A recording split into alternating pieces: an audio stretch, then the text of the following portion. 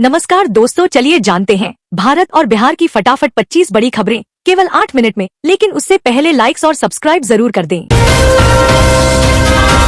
भाकपा माले के महासचिव दीपंकर भट्टाचार्य ने बिहार चुनाव के पहले चरण में भारी मतदान के 3 कारण बताए हैं।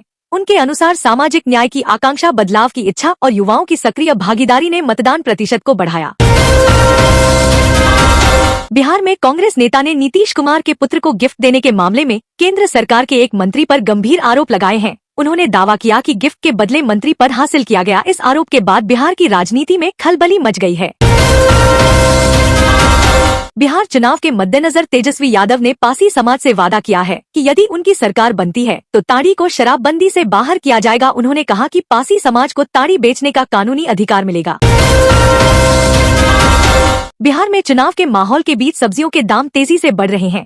बैंगन, भिंडी और परवल जैसी सब्जियों के दाम बढ़ने से आम आदमी परेशान है। विक्रेताओं का कहना है कि चुनाव के कारण आपूर्ति में बाधा आ रही है, जिससे कीमतें बढ़ रही हैं। बिहार चुनाव के बीच केंद्र सरकार ने तेज प्रताप यादव को Y+ सुरक्षा प्रदान करने का महत्वपूर्ण निर्णय लिया है। सुरक्षा खतरे की आशंका के चलते यह फैसला लिया गया है। तेज प्रताप यादव अपनी पार्टी जनशक्ति जनता दल से महुआ से चुनाव लड़ रहे हैं।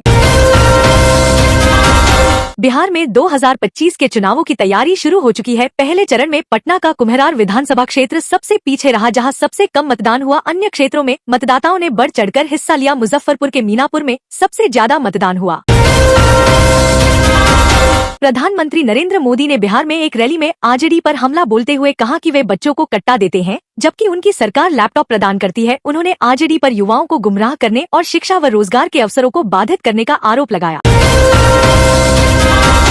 बिहार के भागलपुर में स्वतंत्र और निष्पक्ष मतदान के लिए जिला निर्वाचन पदाधिकारी ने राजनीतिक दलों के साथ बैठक की। 9 नवंबर को चुनाव प्रचार समाप्त होगा और 11 नवंबर को मतदान होगा। सभी मतदान केंद्रों पर CCTV कैमरे लगाए गए हैं।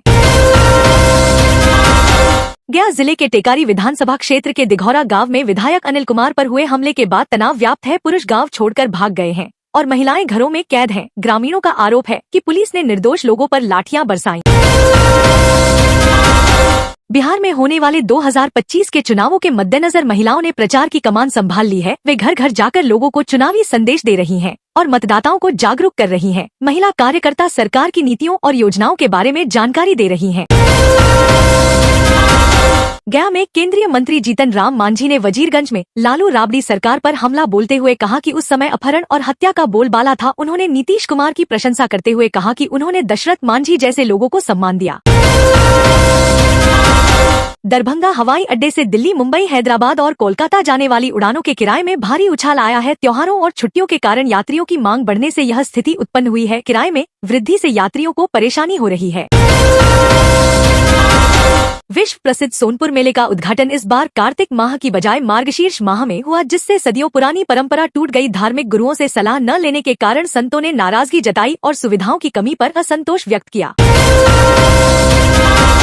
वैशाली के चकमुबारक गांव में प्रतिबंधित मांस बेचने के आरोप में ग्रामीणों ने नट समुदाय के कई घरों में आग लगा दी। घटना में लाखों की संपत्ति का नुकसान हुआ। पुलिस ने मौके पर पहुंचकर स्थिति को नियंत्रण में किया और मामले की जांच शुरू कर दी है।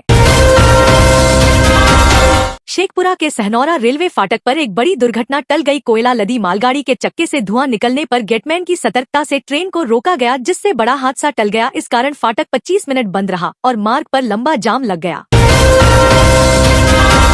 प्रधानमंत्री नरेंद्र मोदी ने बिहार के विकास के लिए एक नया दृष्टिकोण प्रस्तुत किया है। उन्होंने कहा कि बिहार को हैंड्स अप वाले नहीं बल्कि स्टार्टअप चाहिए। उन्होंने युवाओं को उद्यमी बनने और कौशल विकास पर ध्यान केंद्रित करने के लिए प्रोत्साहित किया। भारत पर्व 2025 में उत्तर प्रदेश के कलाकार अपनी सांस्कृतिक विरासत का प्रदर्शन करेंगे। संस्कृति विभाग द्वारा चयनित दल गुजरात के केवड़िया में प्रस्तुति देगा। मंत्री जयवीर सिंह ने इसे कला और संस्कृति के संरक्षण की दिशा में महत्वपूर्ण कदम बताया। उत्तर प्रदेश में अगले कुछ दिनों तक मौसम साफ रहने की संभावना है, लेकिन न्यूनतम तापमान में गिरावट आएगी। लखनऊ में रात का तापमान 13 डिग्री सेल्सियस तक गिर गया, जबकि बाराबंकी में सबसे कम 11 डिग्री सेल्सियस दर्ज किया गया। महानिदेशालय व अस्पतालों में रिक्त उच्च पद पदोन्नति से भरे जाएंगे। नर्सों को अन्य भत्तों का लाभ दिलाने का प्रयास भी सरकार करेगी। उप मुख्यमंत्री ने कहा कि मरीजों को भगवान मानकर उनकी सेवा करें, नर्सिंग सेवा की गरिमा को बनाए रखें। मेरठ में राष्ट्रीय आय एवं योग्यता आधारित छात्रवृत्ति परीक्षा 2026 कड़ी सुरक्षा में संपन्न हुई। परीक्षा में सामान्य ज्ञान, इतिहास और संविधान से जुड़े प्रश्न पूछे गए, जैसे भारत का मैनचेस्टर किसे कहते हैं। परीक्षा के लिए मेरठ में 4 केंद्र बनाए गए थे। मुख्यमंत्री सामूहिक विवाह योजना के अंतर्गत बायोमीट्रिक पहचान के बाद 89 जोड़ों का विवाह संपन्न हुआ। इस योजना का उद्देश्य गरीब परिवारों को विवाह के लिए सहायता प्रदान करना है, जिसके तहत सभी जोड़ों की बायोमीट्रिक पहचान सुनिश्चित की गई।